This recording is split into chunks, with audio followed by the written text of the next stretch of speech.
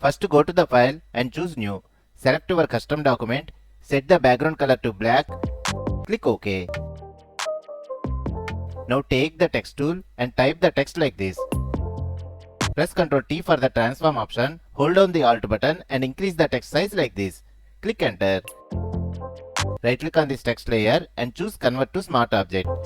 Now go to filter, blur gallery and choose path blur. Follow these path settings in this manner.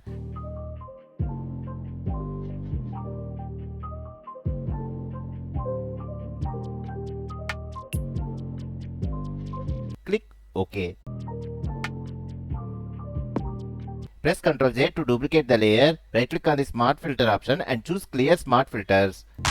Now go to Filter, Blur and choose Gaussian Blur. Set the blur radius to 2 pixels. Click OK. Now go to the Adjustment Layer options and choose Gradient Map Adjustment Layer. Follow these gradient settings like this.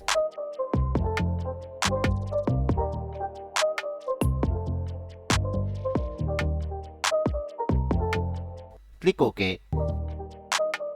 Now select the top layer, go to Layer Style and choose a stroke. Follow these settings in this manner.